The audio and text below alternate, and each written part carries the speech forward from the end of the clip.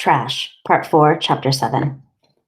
My name is Federico Gons, and I make grave memorials. One small detail from me for Father Juilliard. You ask, sir, so I will tell you. I met Jose Angelico the way I meet many of my customers. I have a workshop on the cemetery road just past the coffin makers.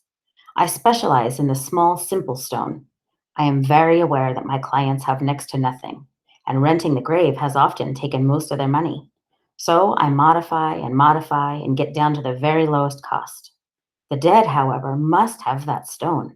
The reminder, the eternal reminder that this man, this woman, this child existed. On some of the graves, the name is marked in paint or even pen, and everyone knows how sad that is. Make something out of stone, I say, and no one touches the grave. The poor are not buried, you see. There is not enough ground here anymore. So, in the Naravo, they build upwards. The graves of the poor are concrete boxes, each just big enough for the coffin. They go up and up, in some parts 20 boxes high. A funeral here is to slide the coffin in and watch the ceiling of the compartment. Part of my service is that I cement the stone that I've made into place, and thus seal the chamber. Jose Angelico used me when his son died. I was sad to see him again with the news that his daughter had died also. It meant he had no one in the world now. It was a thin, lean gentleman who always spoke quietly. I knew that he was a houseboy for a rich man, but that was all I knew. He found me early in the morning, and he looked as if he hadn't slept for a long, long time. He gave me just a morning to make the stone, which is unusual, but he said he had run out of money for the funeral home, and the coffin had to be moved that day. It would be a simple ceremony, he said, because there were no relatives.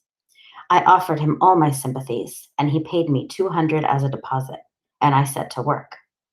Pia Dante Angelico, seeds to harvest, my child, were the words he chose. It is accomplished. I did not chisel it myself. My son is 10 years old and is a fine cutter now. He used to rough out, and I would finish. Now he finishes, and he's developing his own style of turning letters, small flourishes that add elegance to elegant words. He completed the stone in 4 hours, and we set it by for pickup. How was I to know it was lies? He looked to me so meek and so mild.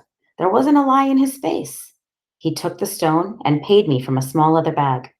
He had the coffin behind him, carried by 2 young men. Street sweepers, they look like. No priest.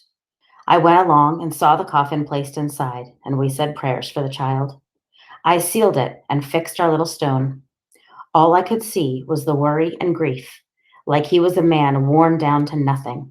There wasn't a lie in his face. When I read about him dying in a police station, I just thought, poor man.